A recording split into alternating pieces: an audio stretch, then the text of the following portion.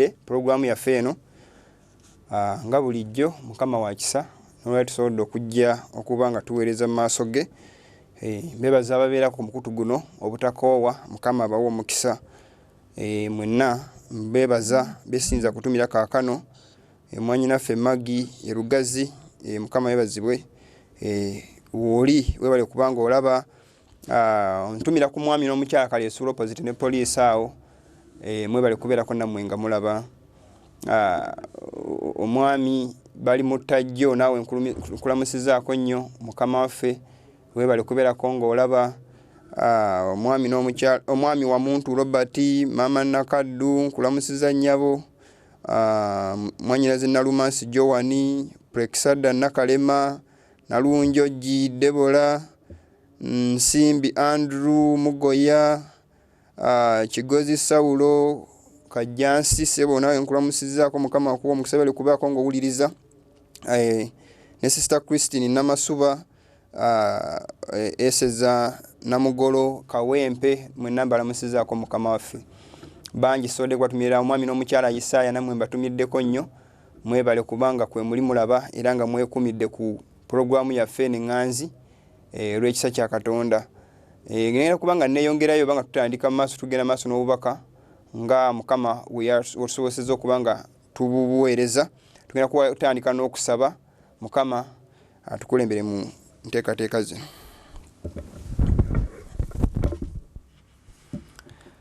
Katonda wafata go tukwebaza olw'okwagala kwonna ekisa kyo by'okuumye ebitukuumye n'otusakano kyasomuka ogw'obulamu tukwebaza olw'okutwagala okutugabirira sifa abalungi n'ekisa kyo kitubadde era oli wamu naffe era otuluŋŋamizza mu kigambo kyo ne bonna abooluganda abali ku mukutu guno abalaba kusaba omukisa oguva gy'oli gubere eribo kubanga ekigambo kyo kigamba nti aweeredde omukisa oyo asoma n'abawulira ebigambo byo bunnabbi buno n'ababiteeka mu nkola kuba ekiseera kiweddeyo otuwa ekisa okuba nga tubibuulira mu maanyi ne mu kwewaayo ne mu kwagala ate eyo kyusa abantu bakugoberera obubaka n'amazima go olw'ekiseera kiweddeyo okweteekateekwa kusisinkana ku bwa Yesu Kristo omulokozi waffe amiina.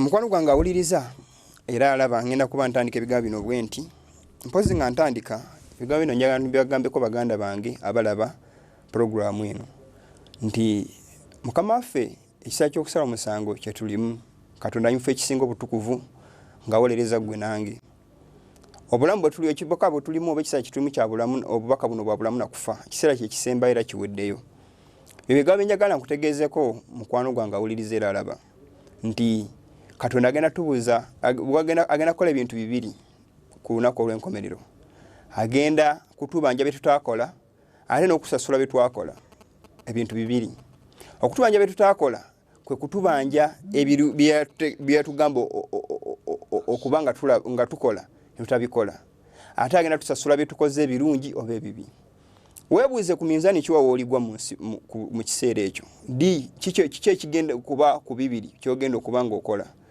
ansi eyo ojja kugyeddamu naye ku lwange bigambo bye nkutegeeza byebyo nti ku kimu ku bibiri olina okubaako sayidi gy'ogwa obutuukirivu oba obulamu butagwa oba okuzikirira mirembe n'emirembe nsaba osalawo kyoyisa ennungi ekuweereza Katonda obudde bwe tulina mu nsi muno n'ebyo tumala nga tukola mu nsi muno bwe tuvunaana mu maaso ga Katonda tolowoozanga nti abantu ku lunaku luli bagenda kukuyamba okuyimirira mu maaso ga Katonda buli omu aliyimirira yekka bonna munigina Pawulo nga kitugwana okulabisa Kristo alisalira omusango buli muntu wawe byeyakola mu biro obanga birungi obanga bibi buli muntu nonti abantu naye buli muntu personally ojja kuyimirira yekka mu maaso ga Katonda so buli kyosuubira okukola bw'obanga olwanirira abantu abamu twogedde ku bantu abavudde ku mulamwa ne banyiiga kubanga twogedde ku bantu babe baagala abaganzi gye bali naye mukwano gwange awuliriza era ebigambo bineeno Katonda tagenda kutwana muntu yenna buli muntu ajja kuyimirira yekka ku lunaku lw'omusango Mukama kyavudde atugamba ebigambo bineeno nti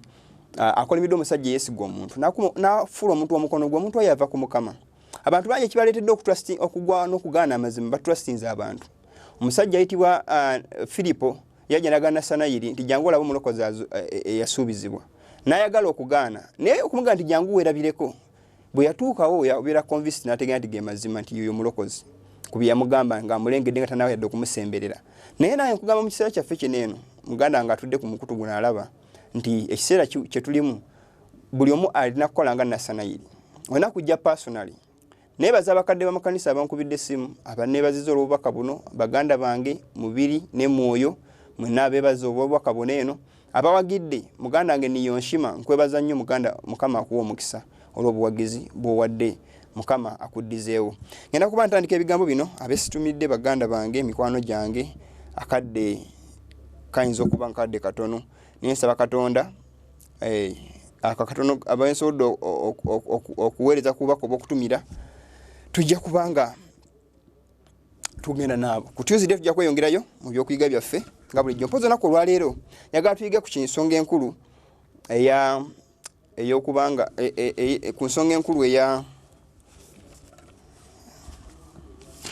World Council of Churches okwegatta kw'amakanisa nakwogerako okw'olulyeri nembakuwa enkukomya egambo bino eno njagala abantu abali mu mbeera eno oba abali convicted nti kye bakoze badde party ku bintu binene bigenda maaso by'okwegatta wamu ng'ebibiina muleme kukola nkola ya setaani bwe yamala okutegeera mu ggulu nti akoze ekibi yafuna malala mu mutima gwe bw'afuna malala mu mutima gwe yagaana okumenyeka ekyamugaana okumenyeka yaswala abantu abatyanze abadde akulira bamalayika bonna bonna nga nze nvunnamye nti ddala nsobezza setaani kyamulema okukola naye muganda wange gwe naawuliriza alaba ebigambo bino ensonga zetuleyinze wansi oba zetutaddewo ne tugamba nti zino ye errors ezitambulirwamu abantu bagaana okubeera nga bakukyuka olw'amalala n'ebitiibwa byabwe balimu olunaku lw'omusango olujja ojja kubeera mu kuswala okuli etano so nga ate kuno kwadde kwa kiseera buseera muggulu tugenda mu kitiibwa buli aliba awangudde ne bw'olibanga mu kwenenyaku olabye ng'obeera oli degraded osiddwa wansi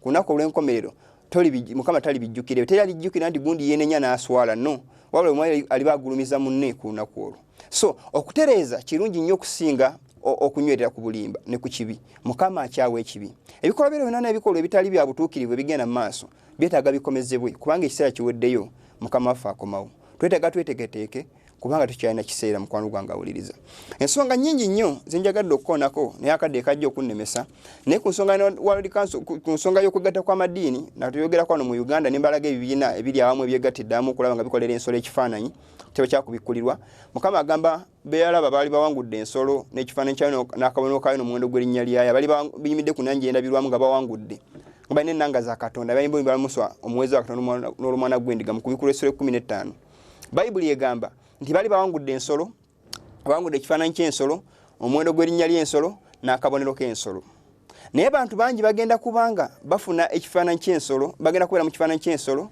bagenda kufuna akabonero k'ensolo oba bagenda kufuna omuwendo gw'erinnya ly'ensolo omuwendo gw'erinnya ly'ensolo okugufuna ekintu kiri hidden naye ngenda kukituukako nja kigazibwa mu kigenda in details nja kitwala in details mujja kubanga nammwe mwongera okitegeera obulungi naye katandike bwe nti tujja genda ku lutimbe ebigambo bino nja kubisoma maaso awo nga tumaze okutandika byembadde njagala okusoma oluvannyuma maaso kaawo katugende ku lutimbe tusooke tumale okubanga tulaba ebigambo bino eno katutandike bwe tuti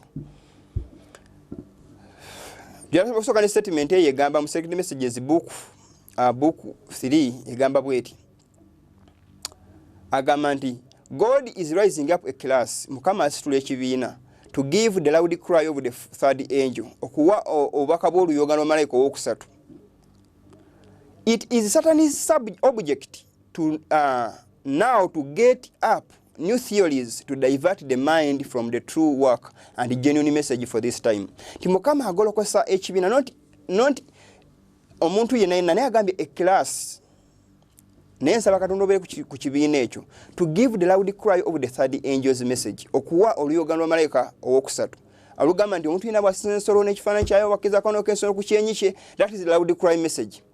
So ekifaananyi ky'ensolo ge madiini okwegatta awamu naye omuntu yenna yegasse wamu n'ensolo okuba nga batawala agenda zaabwe mu maaso Mukama atugaana okuba nga twegatta n'omuntu oyo kyavudde agamba nti if any man worship the beast and receive the mark ebigambo ebikulu nnyo naye kyavudde agamba nti Katonda asitula ekibiina to give this loud cry message of the Revelation 14 Revelation 14 yewa message sorry 18 yewa message ye message ey'amalayika okusatu ng'ebulirwa in power and in glory. So we need to be part of that work okulanga tugutwala maaso omulimu ogukulanga tubuli obubaka buno obusembeyo ng'ekiseera kyaliyo katugende maaso nayo njagala tugende amaloboozi tujja gawulira maaso awo ku bintu bye tugendako okuwuliriza era n'okulaba katweyongereyo.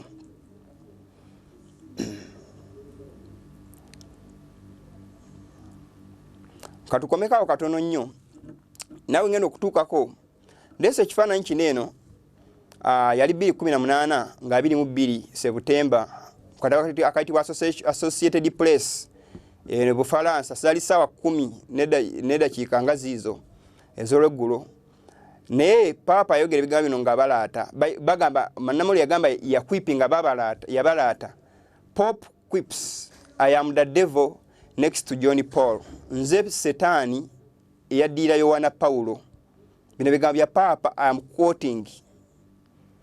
I am the devil next to John Paul. Mawulire ago gafuluma 2018 nga 22 September. Naye Bannamoli baga nti yabalaata. Naye teyakyogera nti yagamba nti mbalaata. Katugende maaso atuwulirize tulabe ekiddako.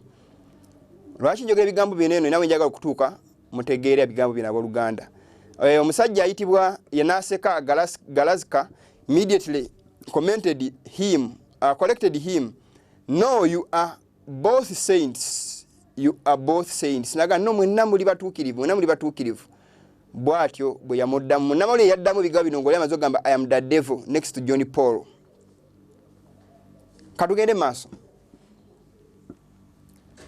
Katugende maaso tulabe ebiddakaawo. Mpozi ekyo kye mbadde byabo basembezo balagako ekyo naye kampito mazo bibabuulira omusajja nga yeeyita I am the devil next to John Paul. Katweyongereyo maaso tumaze okubisoma ebyo. Nawe njagala okubatwala direct tulabe oluvannyuma lw'ekigambo ekyo.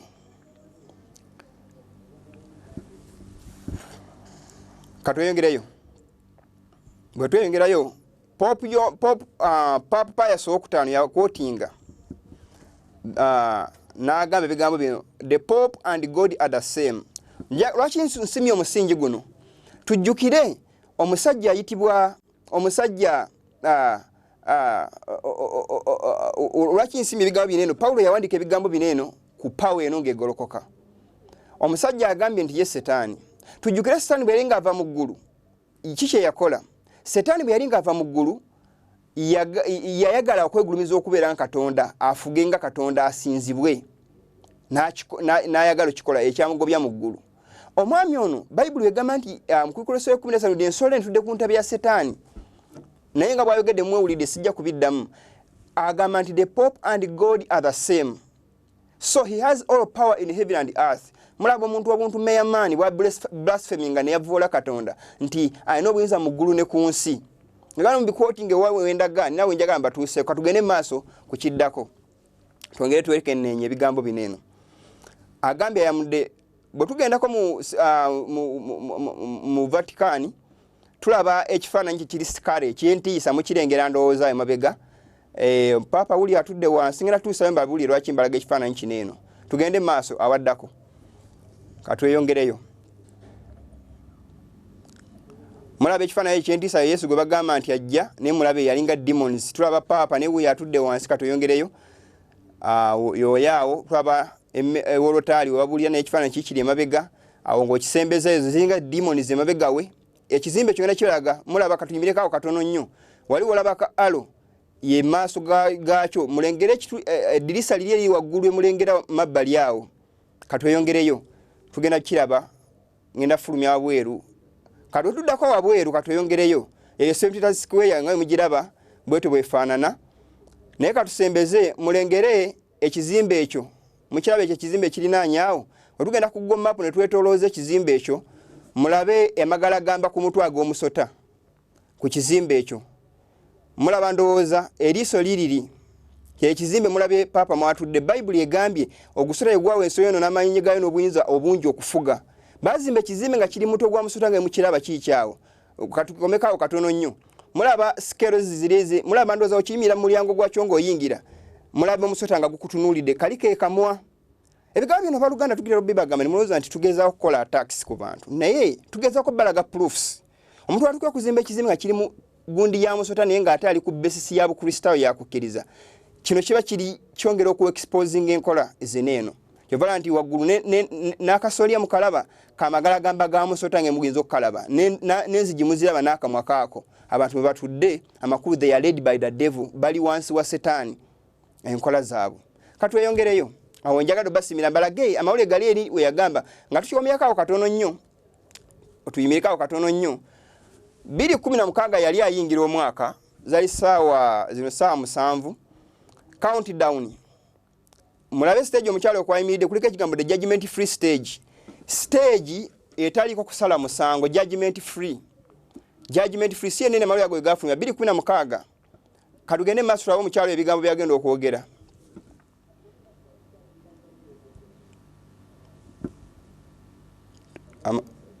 katuwulire amaloboozi ago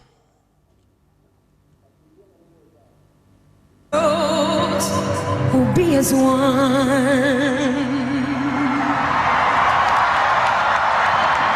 Happy New Year, New York. Imagine there's no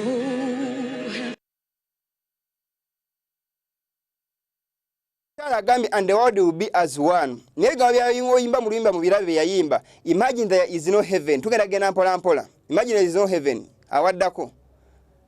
Imagine there is no heaven. It's easy if you try. Kamu. Nga tugende maaso.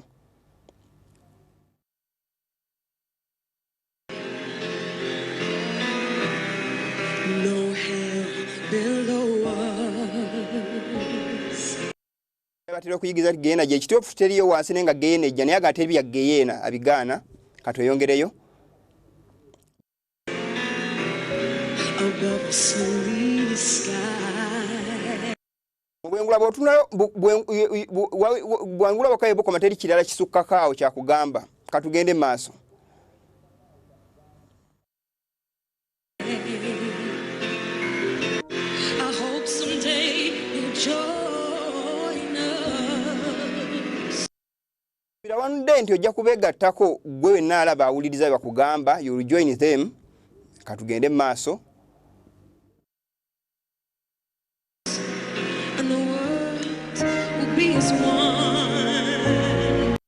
Nti era ensi egenda kubeera ekintu kimu. World will be as one.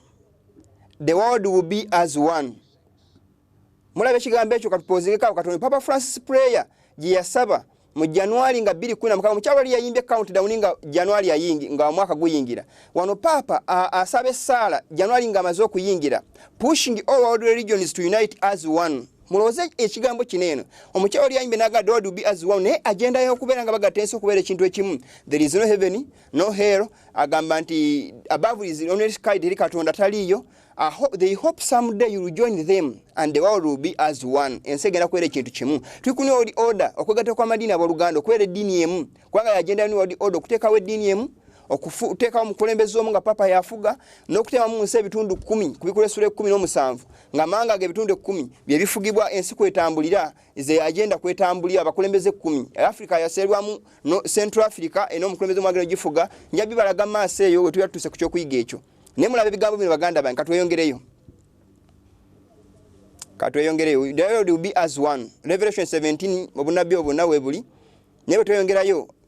Tugenda kulaba ekibagalo gatta kyeki katweyongere tulabe. Papa ayogera bigambo nti abasinga mu nsi bano beyita kuba bakkiriza mu nsi nkuyanja y'amadiini eno ejjudde muganda nga ejjofule kwolye nansano olaba mukama akuwa omukisa mu nkuyanja y'amadiini eno mwe tuli katugende maaso. Amaloboozi tujja gawulirizaako.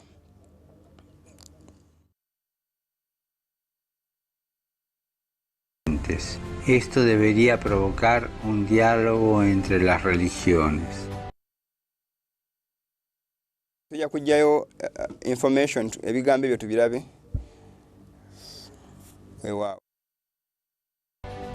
No debemos dejar de orar por él y colaborar con quienes piensan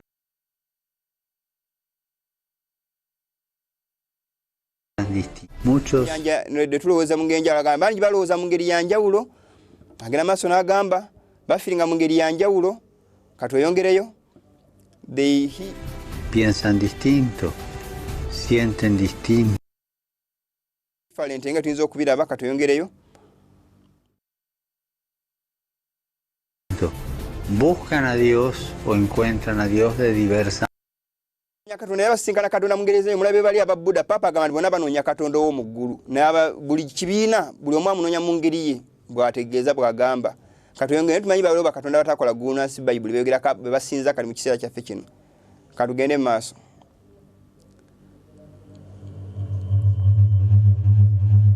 En esta multitud, en este abanico de religiones. Kwamadiini eno katuyongereyo.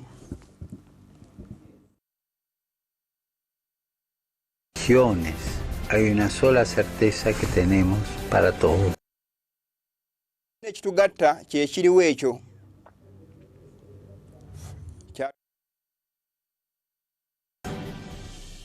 Todos somos mu Yokaana 8 Bible gamba muli bakitammwe Setaani wala bayita abasetaani n'abakatonda. Omuntu kasita asinze ebitali Katonda Bible gamba nti wakitawe Setaani. Ne papa ganti fena tuli bantu ba Katonda abaziika mu tulu bali erimu abazinga wamu nti we are all children of God.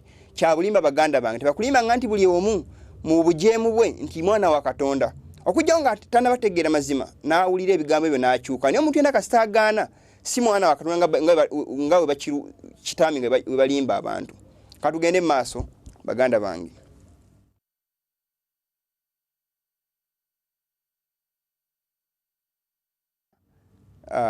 Tulaba Okwegatta kwamadiini katugende maaso okutalaaga kuno okwenjawulo nga atalaaga manga ag'enjawulo nga kaweefube yonna mu America kugezaaho kulaba nga bagatta ebibiina byonna ebyenjawulo bibadde birina enjawukana okubanga beegatta mu kintu kimu.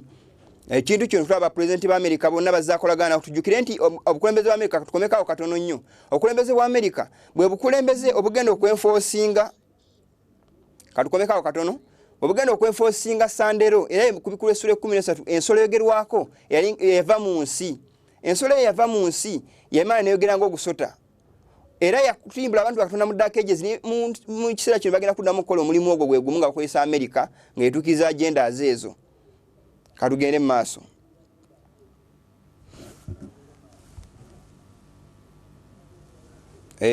Muganda wange Odongo Brian webale kulaba mukama akuwa omukisa. Tulaba agenda yazigenda maaso okugatta amadiini okubanga gye kintu kimu. Mulaba ndowooza agenda ezo.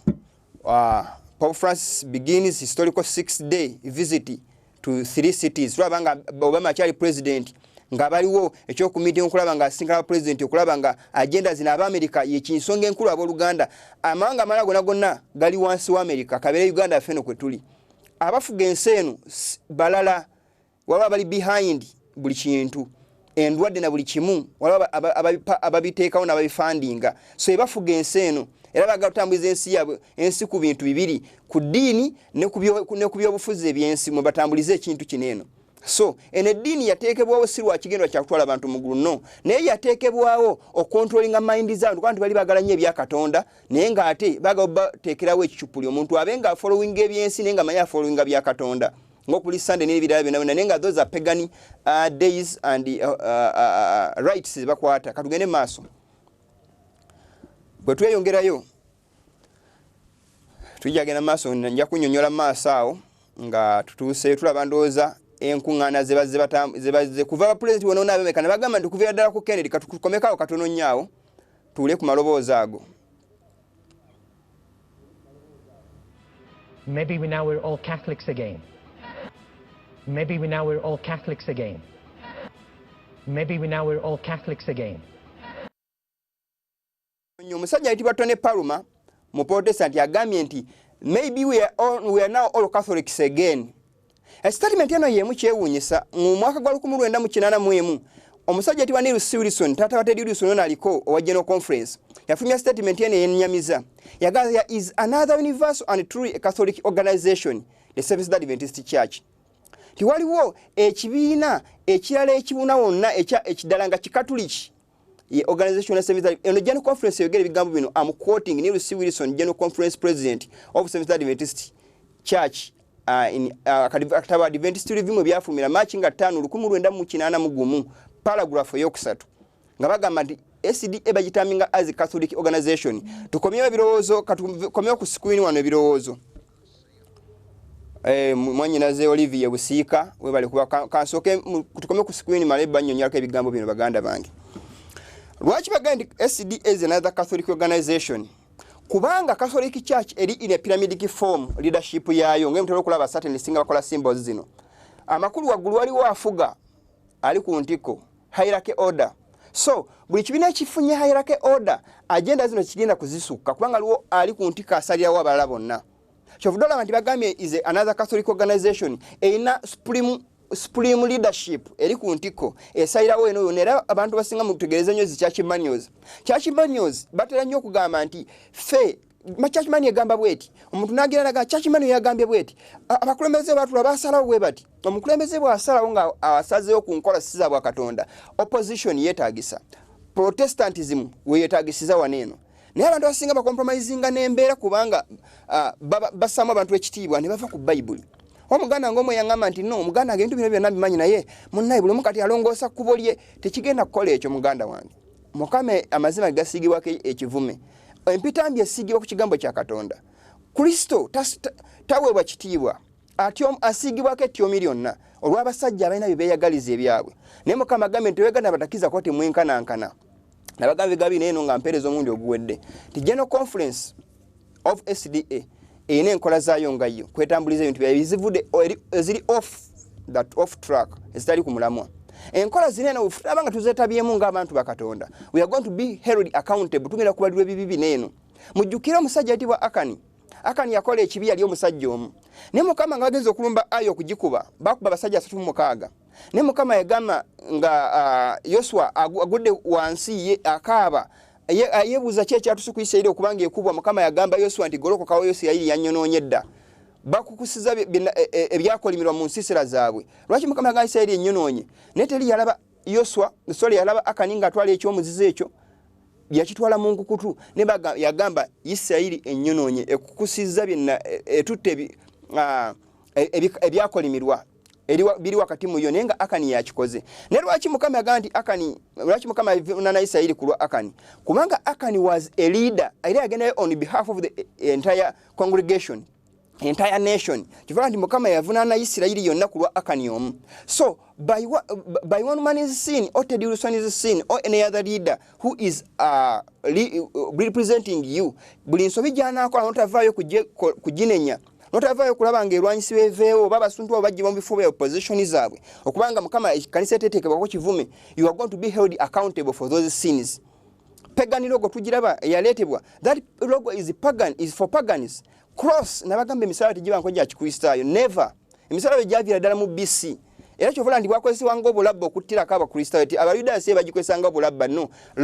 Romanism yakozesanga emisala egyo ng'obulabba okutirimbulako abantu abagyewaguddeko. Naye nga bali presentinga bagulumiza Katonda bwe Tamuza the Sun God. So T stands for Tamuza. Nabalaga ko penti za musajja ayitibwa Atamuza. Bazi kubanga bapagans mu museum za kuliko emisala kugundi ejetoleka makulu. That was a symbol for pagans. Chovala nti basatanists banji bakozesa emisala ejenjawulo ejiriko busaako knockout ekirigeza life from the sun. Kuliko emisalaba bent cross, susitaka cross nebera mingi nnyo girimo gumiguna kye gutegeeza. So eno justice tyo butetegeeza terms the sun god. So enkola ntulina okuzetegereza baganda bange zingide mu Kristaayo zitabadde mu ebbanga lyonna. Abantu bamayinza biriko bulokozi ki Katonda akyawo obusamize. Katonda yanenyanga nnyo Isirayiri okukopa enkola z'amawanga nezeeta mu kusinza kwayo. Yabinenya nnyo emyaka mingi.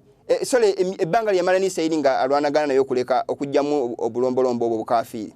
Era mujjukira ekyaleeta Isirayiri okubanga esamira okutuuka ku level eyo kwagala kufuna kabaka. Mu kitabo kya Samwiri ekisooka essula y'omunane bagamba nti tukolere kabaka atulamulenga amanga mala begakola bagalamula bagamba Samwiri okaddiye ne batabani bo tebatambulira mu makubo go tukolere kabaka atulamule. Samwiri nanakuwala naye yagenda Mukama yamugamba nti Samwiri togaana kukola abantu kibakugambye tebaganye gwe baganyeza okuba kabaka waabwe naye bakolere kabaka naye n'addako nti bwana okola kabaka agenda kubafuga agenda bakola nga bwe yabibabulira era bibabatuukako n'atutuuka bakabaka yabakulembera nga Isirayiri ogenda okusamira okuva Katonda. So abakulembeze bano tuteekamu nnyo obwesige bwaffe ntulabalaba nga tujuna kubavunamira. They are led by the devil. Kubanga bali bafuna amalala batandika okukola ebyabwe nga bye balowooza. ebigambo bino abaluganda mbibagambye bikunyo njogedde ku nsonga eyo naye waliwo ensonga zino endala nza kubuusa maaso naye tuba tutumaze eyo kyakuyiga kino atisiko tujja kuba tulinako wetutuuse oluganda Kasimu okuva e Kagoma tuninza live mukama akuwa omukisa webale kubaako mpozi ensonga ziringa 10 zenjaga kukoonako ezogerwako ebintu bingi nnyo ensonga nyingi ne kanjogere ku nsonga nga 10 apostasy discarding the three angels message ekkanisa omulisango gugivunaanibwa okusuula bakamalayika abasatu nekyusa ne historical netekawo pagani logo gye tujja okulako maaso tunatutuuseeyo eyaba 3 angels nakyako pagani tuvala 3 angels message tekyabuulirwa kino nja kyogera openly nga buli mwanda abeera still prime radio 3 angels message tekyabuulirwa eddoboozi ya malayika okubuka mu bbanga ery'eggulu simanyi bwe libuuka nga message eno ekwekeddwa ebikiddwa ku bisasiro ensonga endala gyenagala okukoonako baganda bange abawuliriza y'ensonga ey'okubiri second issue church join hands with the papacy and presenting him a gold medal tuwezi tujuka bamuwa medallion ekwaliko pagani symbols tuyijjabako muwundi oguddako leero nyinyiza okuba sakitesitese ekigambo ekyo balaga medal eyo gye baabawa omudaali ogwo ne kwaliko cross yesu wabakafiri nga bamukuba abapaganizi nga ne 8 angels nebira bingi nnyo symbol for paganism flashlights those are pagan symbols n'amateeka bagandika ng'ekeziya bwegandika stiwaliwo ekyamaanyi nnyo kali paapa ombuulire enjiri ku mateeka gowandise just nga wandise na nnyukuta letters first 10 n'otekwata gold ku kimu ky'ekkumi kya mukama n'owaayo okuwa omuntu ekirabo okulaba nga omuwa medallion n'ekimu kya 10 gold omulamba n'omuwa omuntu omubuulira njiri omuntu yagamba nti nze ne Katonda tuli kyekimu. The Bible says that remember the Sabbath day to keep it holy. The Catholic Church says no. Obumulira njiri kyokusuka ku ebigambo biri plain byasobola okukyusa. Buno bonnabbi baganda bange abantu mbagamba tugende eri kubuulira abantu bali njiri nawo tusobola bakyusa okubaleeta tebakulimbanga Setaani takyuka mukwano gwange. Obanga Bible yakugamba nti oli atudde ku ntebe ya Setaani kubikula Bible 13 wakugamba tosobola gandi ugenda ku preachinga Setaani nga mugulu mukama yamulemwa ajje ku nsomo preaching akyuke. That is compromise mwina bye mulya just kubuzabuza abantu nti waliwo omulimo ogukolebweyo teguliyo baganda bange. The Bible is plain and clear. Walina okuba line etwawula wakati w'abakafiri n'abatya Katonda. Walina okuba line no demarcation. Ensonga endala kansonga ensonga zino nzimaleyo. The church unite with the other apostate churches in WCC to fulfill the Revelation 13 of forming the image of the beast by uniting wamu. Ensonga endala njenjagala okwongerako church involves in politics okwegatta mu byobufuzi politicians kyannaku nnyo nti n'abakadde makanisa kale politicians ba LC baani. That is not church's God's way. God's ministers should not participate in these evil evil ways.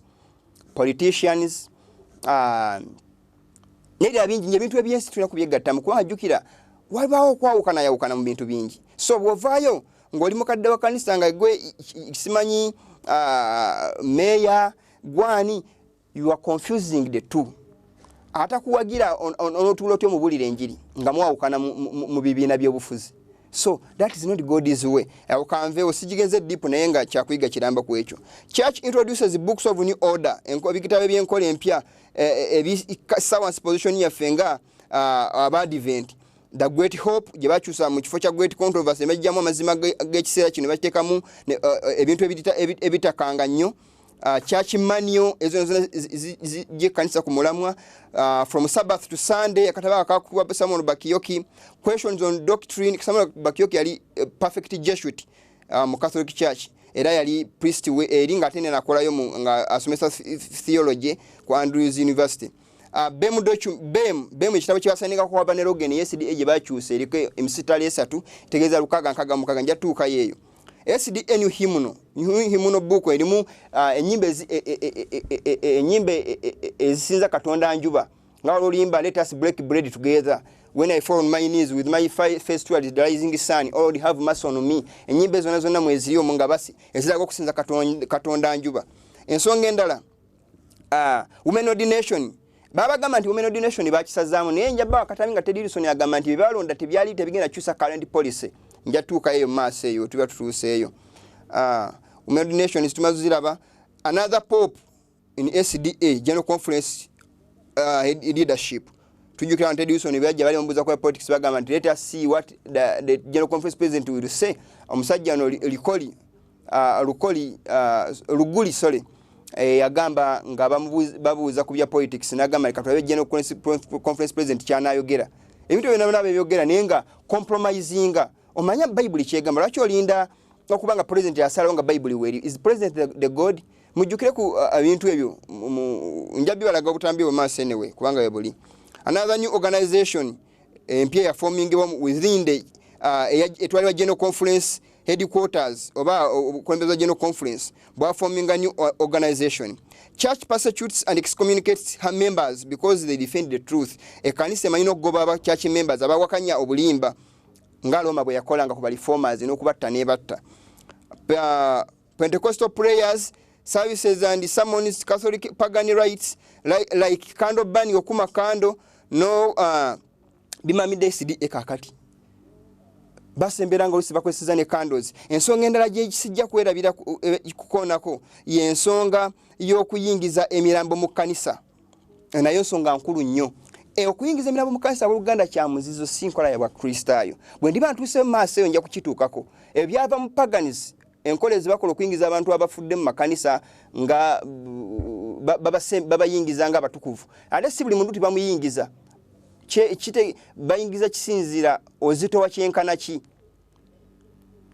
ozito wa kyenkana ki badetermininga kibalowooza kibasinzirako so ebintu tino bitukako tujabirako maaso naye nga bino abaluganda bembagambeko ebigambo bineno bemo kulwaki ekkanisa eri mu mbeera efaanako bweti olaba abaganda bange ye tuvola nti embeera efaana bweti egenda maaso spiritual backsliding era abantu bambabuuza eba n'ekkanisa etuuse kuki lwaki kubanga omutwe gulina obuzibu omutwe gulwadde so n'ebitundu bino ebirala ebya wansi bino tebiyinza kubeera biramu when the headquarter has a problem tasho mbagulire ekigambo ekya Buganda abagalwa so that's where the problem comes from.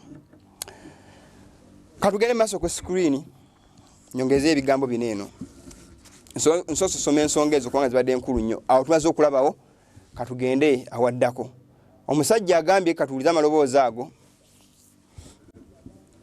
But we are reformed. We are Catholic in the universal sense. We are not protesting. The protest is over.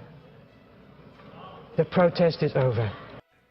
We need to throw as much resources and energy. Omusajja agambye the protest is over tebakyawakanya. Ne mujjukire ne Sabbath nayo tekyaweebwa kitiibwa. Mujjukire ekitabo ekitibwa Musakite messages nga bagamba new movement eno kubeera ngegenda forming bwayo system of intellectual philosophy n'ebirala byonna agamba nti the Sabbath will be all solitary regarded abantu balowooza nti abakulembeze agenda kuteeka ekiseera oba agenda beera bagamba nti no Sabbath teyeetaagisa tugijjeewo time ezo butajjala nekyo bagenda okukola kyekiriwa obunabbi bulaga nti they are going to degrade to lightly regard the Sabbath kukolerako emikolo fundraising si kuteesezaako nkiiko za mbaga bibigenda maaso ebitambula naye mulowooza lwaki ebikozi yaki eva kuki kubanga omutwe gufunye ekigenge neno wansi walina okusafalinga in consequence kubanga eyandibadde alungamya ne kenyininyini yeetaaga kulungamya eno wansi njukira enkuŋŋaana ezakubye omukono mu yonna wonna nga bagezaako okulaba nga babulira enjiri mu district mukono ne bagamba nti enkuŋŋaana zino zikoleddwa olw'ekigendwa ky'okwongera ku bungi bw'abantu mu kkanisa kintu ekyashookinga primary radio byagayitanga amawulire ago ekigendererwa ekyokwongera ku bungi bw'abantu mu kkanisa baganda bange ekigambo kya nnaku bw'obanga ogenderera kujjuza kkanisa ossa wansi bendera omutindo gw'enjiri n'ositula ebitanyiza bantu katugende maaso into the ministry of reconciliation as we do to the ministry of evangelization. Father, we answer his request. And since we know not how to pray for him as we ought, other than to agree with him in his quest and in his heart for the unity of the body of Christ. Confío en Buda. Creo en Dios. Creo en Jesucristo. Creo en Dios. Allah. Muchos piensan distinto, sienten distinto, buscan a Dios o encuentran a Dios de diversa manera. En esta multitud, en este abanico de religiones, hay una sola certeza que tenemos para todos. Todo.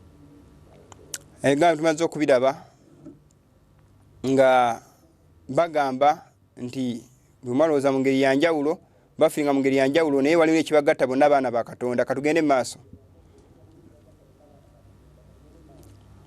Different faiths to talk about healing. Together, he led a prayer of peace for a violent world.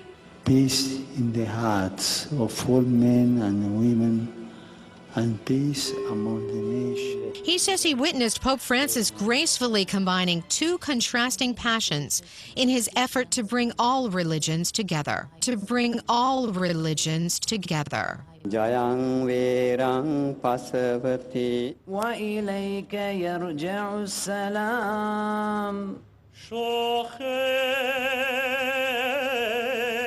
The words may sound different, but the Pope gathered them into one voice. Representatives of the Hindu, Buddhist, Jain, Sikh, Native American, Jewish, Islamic, and Christian communities of New York City, I renew to you our welcome and our joy at your visit. Welcome, Holy Father, at your visit. Welcome, Holy Father, at your visit. Welcome, Holy Father.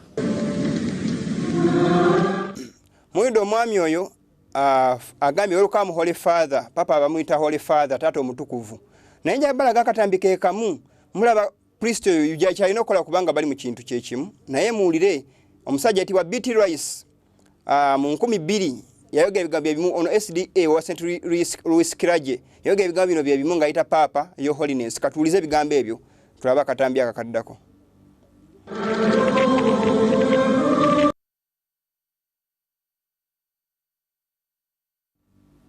Katuulize ebigambo ebyo.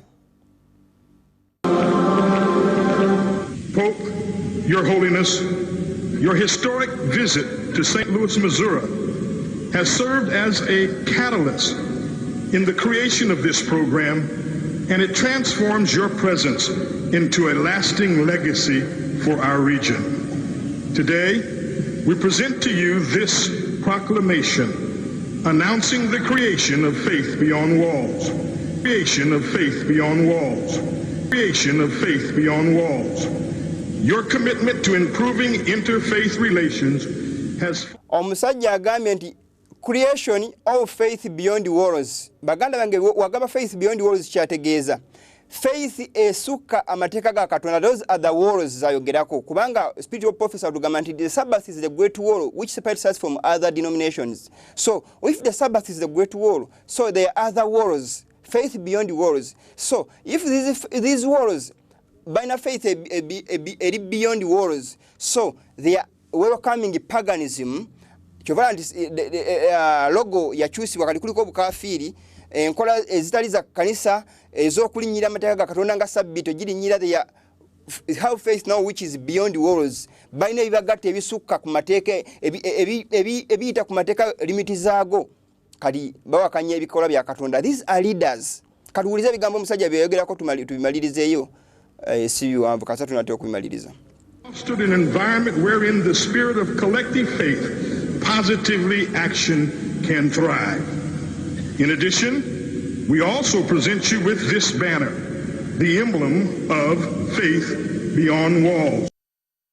Katukomeka katono nnyo agambe tukuwa bana eno edogoza the faith beyond today yakude ku screen ne njogere ebigambyo nga tubiraba ndowooza. Agambye nti tukupresenting a bana eno eritegeeza faith beyond walls. Katudeyo ku screen tulabe ekifaananyi ekyo. Faith beyond walls ngawe tukomye agamba nti baweroka representing a bana tugimaze okugiraba gye bagambye eraga faith beyond walls okkiza okusukka ebisenge. Naye tulaba kaboneraako kubaddeko emikono ebiri nga kawanikiddwa kuliko n'enjuba emabega ng'eyaka. Nsaba tulabe ekifaananyi ekyo ndowooza obudde buweddeyo kwe tugenda okumala tukoma. Mulaba ndowooza emikono egy'ebiri faith beyond worlds chembagambe oli sun god katonda njuba tulaba light and darkness mukono gumu mudugavu omumu ogumu katugamente mweru. These are the emblem of faith beyond worlds. Amakulu okugatta ekizikiza n'omusana emblem ekanisa gye yawa papa okulaga nti bagasse naye mabega waliwo akawono akatonda njuba the sun god rising sun mikono gyo nga giwero coming rising sun katonda njuba. That was the pagan bana de jibamuwa wala kaona yakadaka katono yake njagala tulabeko okutegeera okujja obulungi ekifaananyi ekyo akaona yakadaka njagala tukalabe akadakaawo bwetu efaana logo jibamuwa Maranatha mulaba za kaona yako era katonda njuba coming the sun god n'omusala gwo guli ogwa katonda tamuza mulaba Maranatha Yesu ajja naye bagamba Yesu Kristo wo mugulu bamininga the sun gundi Lucifer jukira mukama yagamba ndi Lucifer agenda kusooka je alabike impersonating Yesu mufanye batero mukubambu Yesu yono naye agenda kujaga personalities ebifaananyi ebyo abantu balozenti Yesu azze nekigenda okumawula ku katonda wo mugunti agenda kujilabikira mu febye njalo mataya bili mu Yesu leyo Bible ennyonyola ebigambo ebyo. So that is the Jesus they are welcoming oyo katonda njuba the sun god gobanirizo kubanga jjayo Maranatha kivala logo naye faananga eri emblem gye bawa papa ku mukolo ogwo ebifaananyi ebiddako biri tukatulya ebifaananyi ebiddako ebiraga katonda njuba stiru mulaba ndoza Beyonce katonda njuba sun god byabalaga ku nkola ya Illuminati nga ntuse ku bifaananyi byo Satanist abakozesa simbo za Illuminati nga 66 nebirabyo byonna biri applicable bitya mu Bible. Mulaba ndoza katonda njuba gwayambadde ku mutwe katugende maaso tulabe katonda njuba oyo maaso awo tweyongereyo katonda njuba batera kuba ka Yesu katamuza kibatwe baga nti Yesu nga kaitodwa katonda njuba stiru katubu busamize mbagamba ko wabula ekifaananyi kimu kyali tusembyeyo gwe muggo omukulu gwakwata guugo omuggo ogwo ogwa katonda njuba still. That is the sun god they are welcoming. Kibandi new hymn book walimu enyimbe ez'obusamize eziwana Maria eziwana katonda njuba mweziri kubanga form empya y'ebintu kati yakyuka. So ebintu bingi byakutaga reformation means a revival means yetaga reformation. So bwetubanga tulowooza nti wali ugenda kubaawo revival weda okubaawo reformation okuddamu okuzimba obuto okuzimba ki okuddamu okuzimba omusingi kwanga mwe nabbi atugamba we cannot step off the foundation. This will mean apostasy. Otuva ku musingi kitegeeza tugenda kubanga tuli mu busamize mu bukafiri mu bujjemu sole okuwakanya katonda. So platform yasookerwako aba pioneer gye batandika omusitindo gw'omusana nga bayita ekibye erinnya lyakyo nga baawula amazima ku bulimba nga balinawo line etwawula wakati w'abakafiri n'abantu abatya katonda. Tulina okuddamu kugisitula okugizaawo gwe bubaka obulina okubuulirwa mu maanyi ate mu kitiibwa kubanga Kristo ekiseera kyonna akomawo naye wabanga akomawo n'atusanga tuyimiridde tutya abantu ba Katonda abaga nti buli obubaka buno obusembayo weda okubaawo omusana omulambulukufu okubanga gubuulirwa obubaka malayika asatu tulina okuddamu bubuulirwe malayika okuna alina okukkamu mu kitiibwa oba mu maanyi okubuulira message eno nga bw'erina okubuulirwa mu maanyi gaayo. So otugeza okussa wansi baana nga bw'agamba mu kitabo waneeno kasome statement eno agamba many will employ every means to make less prominent the difference between the Seventh-day Adventists and the observers of the first day of the week. Abasajja bagenda kukola kaofuve yenna enaasoboka okola nga bajjawo enjalo wakati wa Sabbath keepers ba Seventh-day Adventists n'abo bakuuma olunaku olusooka mu week. The company was presented before me under the name of Seventh-day Adventists. Ekibiina kyandagibwa wansi w'erinnya lya Seventh-day Adventists who were advising that the banner or sign which makes us a distinct people should not be heralded out so strikingly. A banner ntenda kubange wanikibwa nyonge bagisoosowaza nnyo for they claim that this was not the best policy in order to secure success to our institutions. Eno si okuba enkola entuufu okulaba nga institutions zaffe ziraba omukisa okulaba nga zigenda maaso. But this is not the time to hurl down our colors, to be ashamed of our faith. Kino si ekiseera tulina okussa wansi ebendera oba omutindo gw'obubaka okulaba nga tukwatibwa ensonyi okukkiriza kwaffe. Message eno gye tutudde baganda wange gye tubuulira bwe bubaka obukulu ennyo obwayita Kristo ku musalaba okufa. The book of Revelation is Jesus Christ himself. You cannot preach the Jesus Christ without preaching the book of Revelation. The book of Revelation, it is a revelation of Jesus Christ himself. Kwanga Bible etugamba mu kitabo kya Yokaana, this is a revelation of Jesus Christ. Bulobunabbi bwa Yesu Kristo kubikula essula esooka. Bwe wa Yokaana okubuulira abaddu be binatera okubaawo amangu. Alina omukisa oyo asoma n'oyo awulira obunabbi bw'ekitabo kino.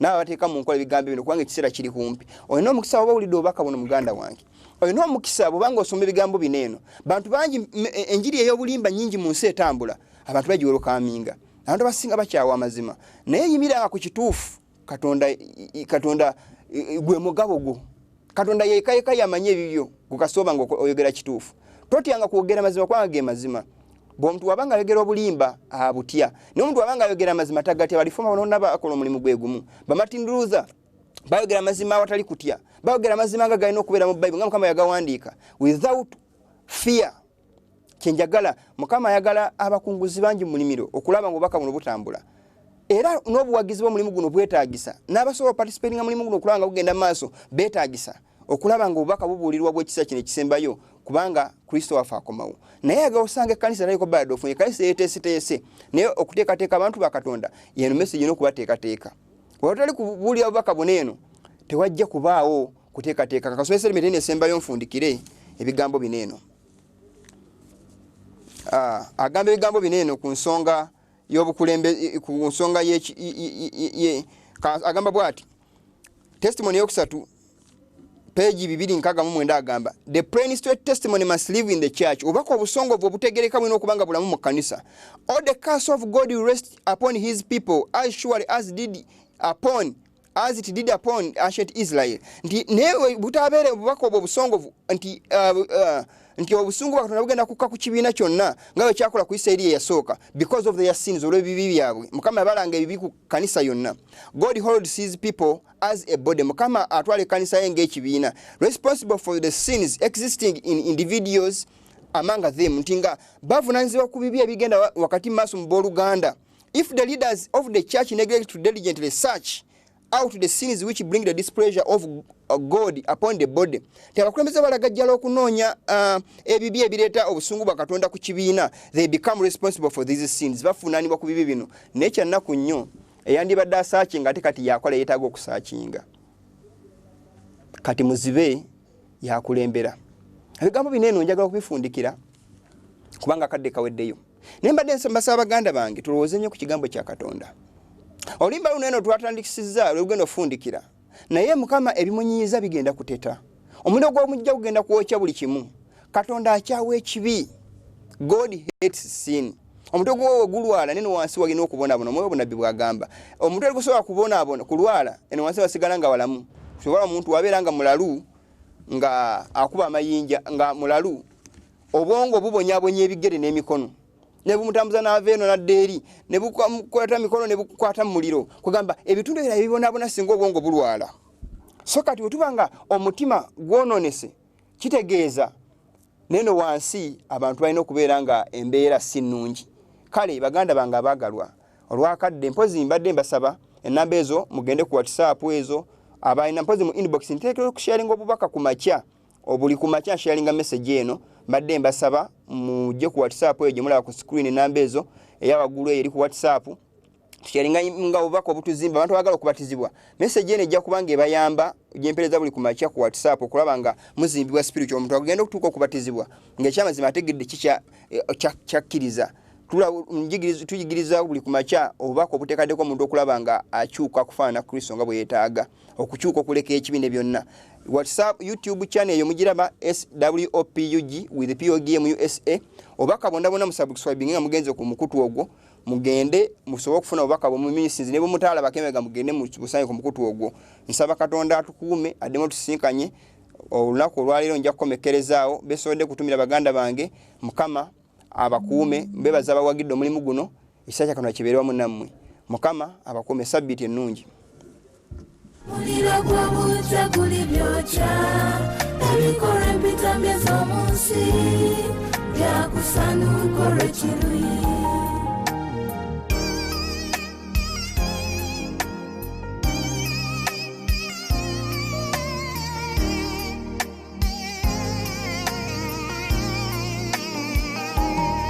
Babuloni kyagwadda bangi bali muli batudde kanisa n'ensi toyawula bakola mikago kwenyweza bimunyiiza biriteta muliro gw'obujja guli byokya ebikolwa empitambye z'omu nsi byakusanuka olw'ekiruyi. Ne malayika omulala owokusatu n'agoberera ng'ayogera n'eddoboozi ddene nti omuntu yenna bw'asinza ensolo n'ekifaananyi kyayo era bw'akkiriza akamalo k'ensolo ku kyenyi kye oba ku mukono gwe, oyo naye alinywa ku mwenge gw'obusungu bwa Katonda ogufukibwa ogutatabulwamu mazzi mu kikompe eky'obusungu bwe, era alibonyaabonyezebwa mu muliro n'ekibiriiti mu maaso ga malayika abatukuvu ne mu maaso g'omwana gw'endiga n'omukka ogw'okubonyaabonyezebwa